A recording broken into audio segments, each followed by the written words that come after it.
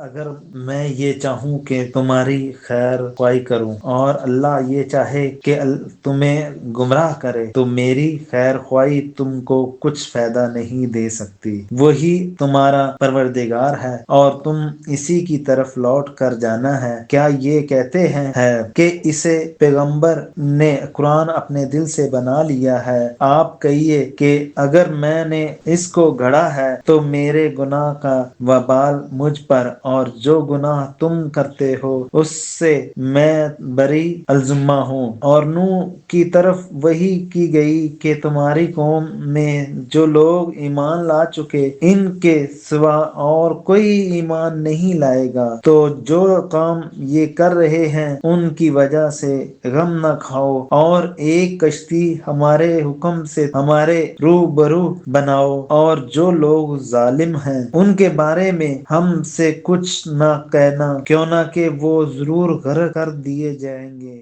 نوح نے کشتی بنانی شروع کر دی، اور جب ان کی قوم کے سردار ان کے پاس سے گزرتے تو ان سے تمسخیر کرتے۔ وہ نوح کہتے کہ اگر تم ہم سے تمسخیر کرتے ہو تو جس طرح تم ہم سے تمسخیر کرتے ہو اسی طرح ایک وقت ہم بھی تمسخیر کریں گے، سو تم کو جلد معلوم ہو جائے گا کہ کس پر عذاب آتا ہے جو اسے رسوا کرے گا، اور کس پر ہمیشہ کا عذاب نازل ہوتا ہے، یہاں تک کہ جب ہمارا حکم آ پہنچا اور تنور جوش مارنے لگا تو ہم نے نوح کو حکم دیا کہ ہر قسم کے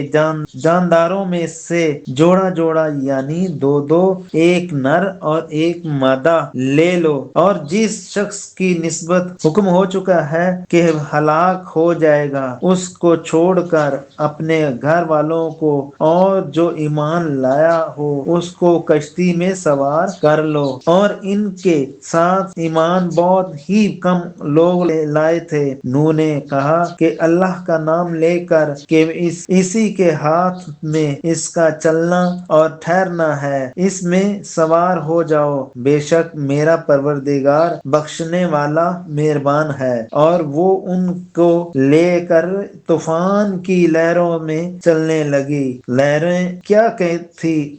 کیا تھی؟ گویا پہاڑ تھے۔ اس وقت نوح نے اپنے بیٹے کو جو کشتی سے الگ تھا پکارا کہ بیٹا ہمارے ساتھ سوار ہو جا اور کافروں میں شامل نہ ہو۔ اس نے کہا کہ ان قریب پہاڑ کی طرف جگہ پکڑوں گا جو کہ مجھے پانی سے بچا لے گا۔ نوح نے کہا کہ آج اللہ کے عذاب سے کوئی بچانے والا نہیں اور نہ کوئی بچ سکتا ہے مگر جس پر اللہ رحم کرے۔ اور اتنے میں دونوں کے درمیان لہر عائل ہوئی، سو وہ ڈوب کر رہ گیا، اور حکم دیا گیا کہ اے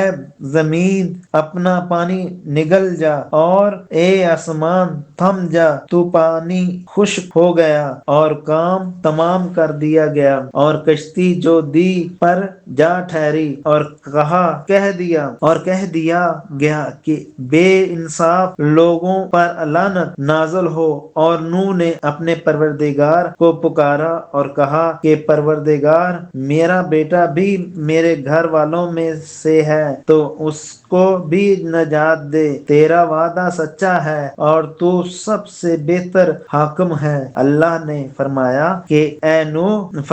کہ نوح وہ تیرے گھر والوں میں سے نہیں ہے، وہ تو ناشائستہ افعال والا ہے، تو جس چیز کی تم کو حقیقت معلوم نہیں اس کے بارے میں مجھ سے سوال ہی نہ کرو، اور میں تم کو نصیحت کرتا ہوں کہ نادان نہ بنو۔ نوح نے کہا پروردگار میں تجھ سے پناہ مانگتا ہوں کہ ایسی چیز کا تجھ سے سوال کروں جس کی مجھے حقیقت معلوم نہیں، اور اگر تو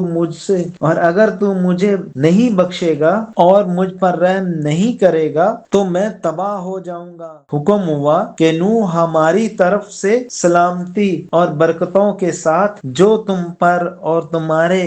ساتھ کی جماعتوں پر نازل کی گئی ہیں اتر، اور کچھ اور جماعتیں ہوں گی جن کو دنیا کے فائدے سے محظوظ کریں گے، پھر ان کو ہماری طرف سے دردناک عذاب پہنچے گا۔ یہ حالات منجملہ غیب کی خبروں کے ہیں جو ہم آپ کی طرف وحی کرتے رہتے ہیں، اور اس سے پہلے نہ تم ہی ان کو جانتے تھے اور نہ تمہاری قوم ہی ان سے واقف تھی، سو صبر کرو کہ انجام پرہیزگاروں ہی کا بھلا ہے۔ سورۃ ہود اور سورۃ انبیاء میں فرمایا، اور نوح کا قصہ بھی یاد کرو جب اس سے پیشتر انہوں نے ہم کو پکارا تو ہم نے ان کی دعا قبول فرمائی اور انہیں اور ان کے ساتھیوں کو بڑی